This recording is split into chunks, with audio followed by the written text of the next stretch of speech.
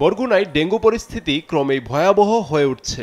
৫৫ শয্যার ডেঙ্গু ওয়ার্ডে ভর্তি আছেন ২৪৮ জন রোগী। এখন পর্যন্ত হাসপাতালে মারা গেছেন ৬ জন এবং ঢাকায় রেফার করার পর মৃত্যু হয়েছে ৭ জনের। বেড সংকটে রোগীদের চিকিৎসা নিতে হচ্ছে মেঝেতেই। অস্বাস্থ্যকর পরিবেশ আর জায়গার অভাবে বাড়ছে ভোগান্তি। ডেঙ্গুর প্রকোপ হাসপাতালে বিদ্যমান সমস্যাকেও ছাড়িয়ে গেছে বলে জানায় হাসপাতাল কর্তৃপক্ষ।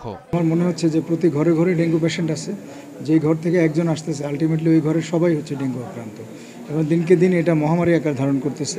উপরে নিচে করার জন্য ভর্তি লাগবে, এটা লাগবে সেটা লাগবে, নিচে নামাই তো সঠিক টাইম ওর মানে অক্সিজেনটাও দিতে পারি নাই। পরবর্তীতেও আমার এরকম কোলে বসেই আমার কোলেও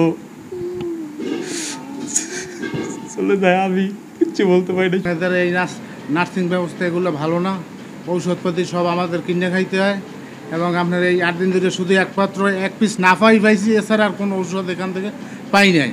বরিশাল শেরেবাংলা মেডিকেল কলেজ হাসপাতালে ডেঙ্গুতে আক্রান্ত হয়ে চিকিৎসাধীন অবস্থায় একজনের মৃত্যু হয়েছে। বরিশাল বিভাগের 6 জেলায় গেল 24 ঘন্টায় ডেঙ্গুতে মোট 101 জন আক্রান্ত হয়েছে। যে কোনো আবদ্ধ পানিতে যদি আমার মশার কোনো সন্ধান পায়, সেই উৎপত্তি স্থলটাকে ধ্বংস করা এবং সেখানে যাতে পানিটা আবদ্ধ না থাকে তাকে স্রোতের আকারে নিয়ে যেতে পারি সেখান থেকে। যার জন্য আমি আগের থেকেই পূর্বাভাস করতে পারবো না যে এই ওষুধটা এই কয়েকদিনই লিমিটেড থাকবে, এরপরে যাবে না। এটা বলা আমাদের জন্য কঠিন, আমাদের সবার অংশগ্রহণটা করছে। রাজশাহীতে ডেঙ্গুর প্রকোপ এখনো তেমন বাড়েনি। রাজশাহী মেডিকেল কলেজ হাসপাতালের ডেঙ্গু ওয়ার্ডে ভর্তি আছেন 2 জন। সব ধরনের প্রস্তুতি আছে হাসপাতাল কর্তৃপক্ষের। আমরা আইসোলেশন ওয়ার্ডের একাংশ ডেঙ্গু ওয়ার্ড হিসাবে ঘোষণা করেছি এবং পরবর্তীতে যদি রোগী বৃদ্ধি পায় আমরা একটি সম্পূর্ণ ওয়ার্ডকে ডেঙ্গু ডেডিকেটেড ওয়ার্ড হিসাবে ঘোষণা করব।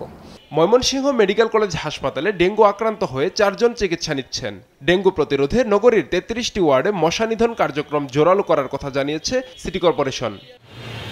আব্দুল্লাল মারুফ, নিউজ ডেস্ক, দেশ টিভি।